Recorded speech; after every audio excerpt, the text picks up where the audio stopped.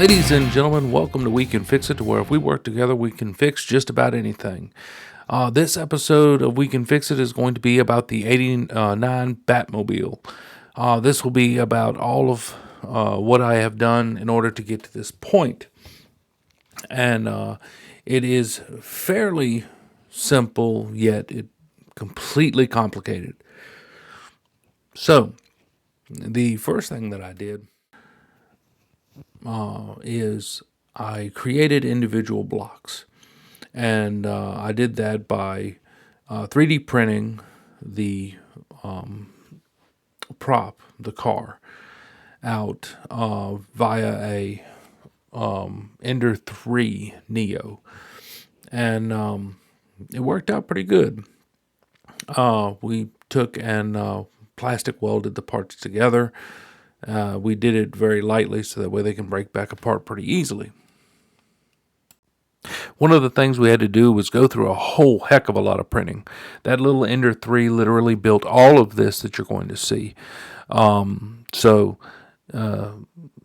small printer probably worked its tail off for 6 months straight.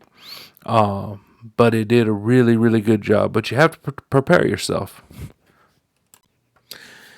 And naturally, it all starts with printing. Then you collect the parts. And then you essentially print some more. And then after you print, you collect the parts.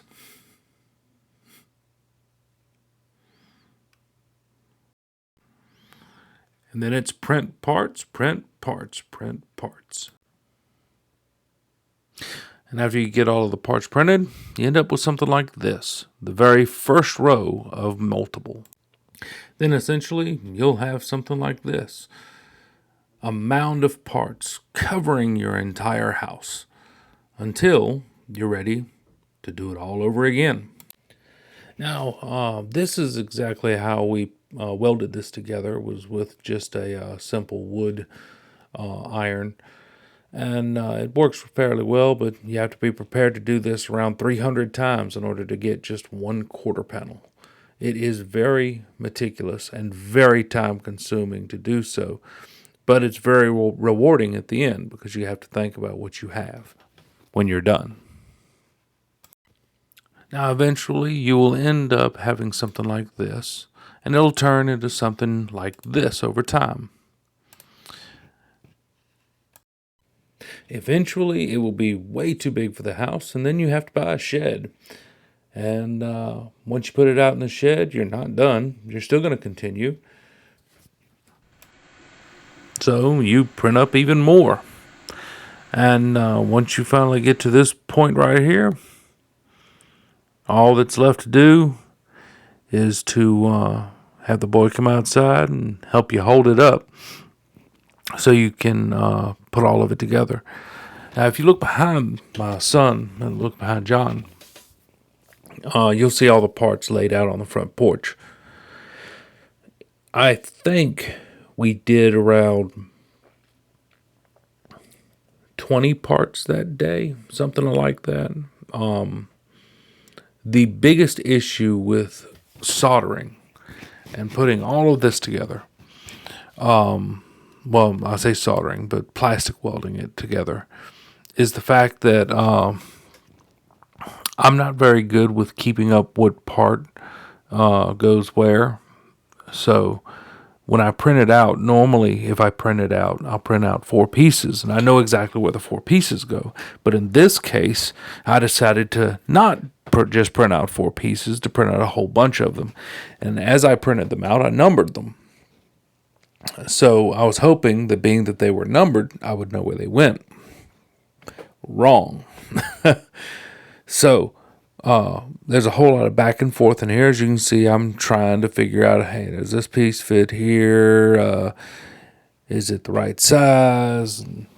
It's a whole lot of back and forth, and I learned my lesson on that. And so if I get like 5 to 10 parts, I'll put them on, and then I move to the next parts. It is very easy to lose track of where you are and what you're doing. When you go to install these parts, there's something that most people that just start to get into 3D printing don't realize. And it really shows its severity when you're building something of this size. And what that is that when you are creating your 3D prints, you can print below the print bed. So on something that's on a stand or something that isn't, the base of it really doesn't matter, you don't notice it. So if you're like God of War character on a rock, like in the video before, if it was below the build plate and it printed that, you wouldn't notice it. But being here, you might have an inch gap between two different parts and not realize it because of the fact that the print bed was the printer, didn't print what was below the print bed. So that was a life lesson learned. Now, soon after you get everything done, you're going to want to fiberglass it. Well, that's what we did. Because PLA is not going to last in heat, and I can't, take the daily temperatures. So you're going to have to fiberglass it, and then you're going to have to pull the PLA out of the fiberglass, creating a mold essentially, and then you'll be backfilling the fiberglass to give it rigidity. And then, like what we're going to do, we're going to buy a race car chassis, asphalt track car.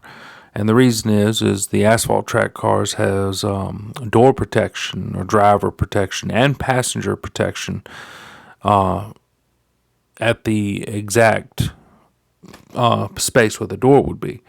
So I figure that it would be extremely safe to have door protection for both the driver and the passenger.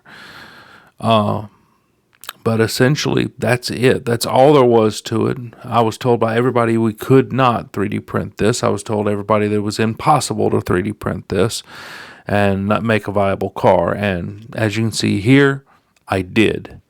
And I'm still going to do it until it is complete.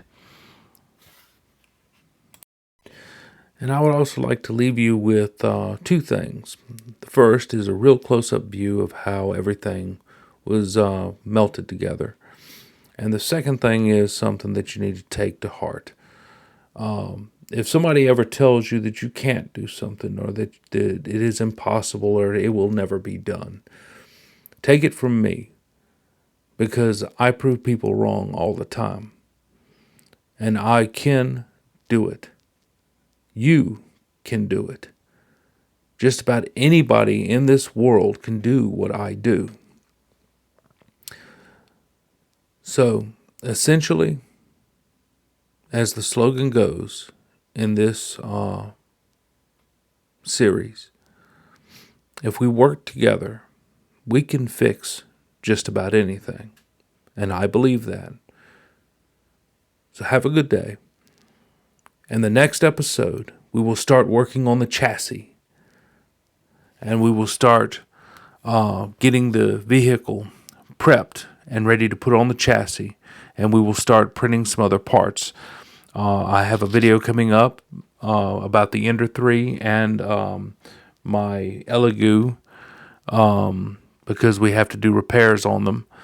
They have failed me, and we're going to have to fix them again. Just because I've never worked on it doesn't mean I can't fix it. Same thing for you. It doesn't mean that you can't fix it. Take the opportunity, take the time, and eventually you'll fix it. So I hope you have a good day. And remember, if we work together, we can fix just about anything.